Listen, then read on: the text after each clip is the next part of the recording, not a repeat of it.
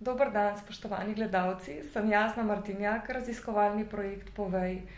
Danes je z nami gospod Bojan Dobovšek, predsednik stranke Dobra država. Pozdravljeni, gospod Dobovšek. Pozdravljeni, lep pozdrav vsem gledalkam in gledalcem in dobrodošli v naši oddaji in pa strani stranke Dobra država. Pa pojdiva kar k prvemu vprašanju.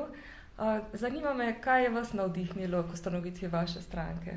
Glejte, kot strokovnjak sem opozarjal na napake v družbi. Mladi so brez dela, odhajajo v tujino, veliko je korupcije, finančne kriminalitete, nič se ne stori, vedno več je bogatih, na drugi strani pa izginja srednji sloj. Zato sem se odločil, ker sem videl, da so spremembe možne le v politiki, da sem šel v politiko, pa sem potem ugotovil, da moraš biti v izvršni veji oblasti, če hočeš doseči te spremembe. Zato smo šli v projekt ustanovitve stranke in želimo, da Slovenija postane dobra država za vse ljudi. Hvala. Kakšna pa je vaša ocena povezave med vašo stranko, lokalnimi skupnostmi in sveti v minulih 4 letih, pa kako bi povezavo izboljšali? Mi smo bili parlamentarna stranka, skupina, ki je delovala nepovezanih poslancev v parlamentu in ustanavljali hkrati stranko. Ustanavljali smo tako, da smo gradili od spodaj navzgor, kar je tudi prav. Imamo cel kup instanc strank, ki so samo v vrhu, pa ne delujejo na lokalnem nivoju. Mi smo hodili po Sloveniji, videli probleme, ki jih imajo ljudje na lokalni ravni, ki so seveda tudi na republiški ravni, in vsaka stranka bi morala biti zgrajena tako. Pravi, da ima bazo v lokalnem okolju.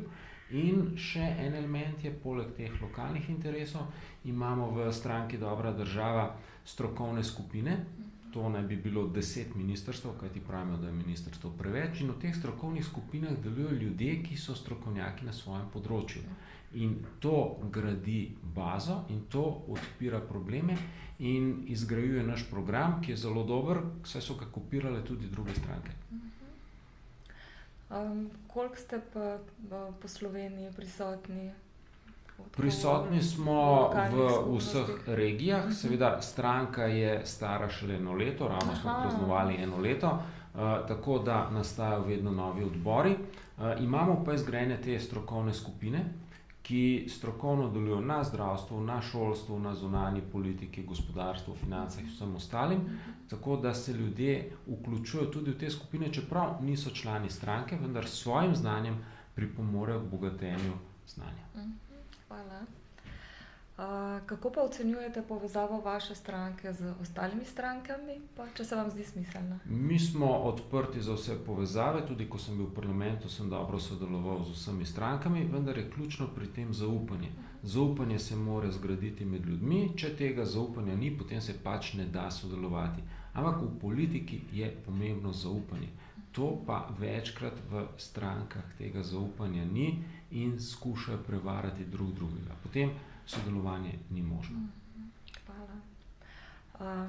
Kaj pa menite o ideji, da je županov občinski svet sestavljen iz predsednikov vaških svetov na podeželju in predsednikov četrtnih svetov v mestih?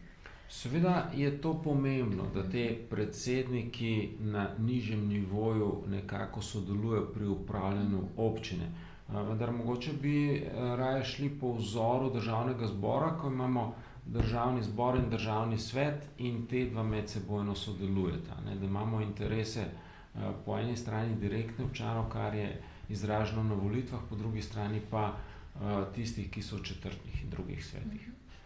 Ker to vprašanje izhaja iz moje lastne izkušnje kot članica vaškega sveta, sem se udeležila marsikatere seje občinskega sveta in sem videla, da je premajhno, da so predsedniki vaških svetov premalo zastopani v občinskem svetu, tako kot tudi marsikakšen predsednik četrtne skupnosti povedal isto, zaradi tega to sprašujem. To smo mi ugotavljali tudi na trenutnih volitvah v Ljubljani, kajti Ljubljana ni samo center, Ljubljana so tudi druge četrtne in krajevne skupnosti, tako da se vpliv teh ne kaže v mestu. Mesto je posebej, izgrajena je samo ena ulica, pa še tam so samo lokali, ki so v korist tujcev, ne po korist Ljubljančanov, tako da je Ljubljana izgubila tisto svojo identiteto in ni namenjena Ljubljančanom, ampak povsem drugim strukturam. In ravno tukaj je problem, da četrtne in druge skupnosti nimajo vpliva na to, kaj se bo pri njih dogajalo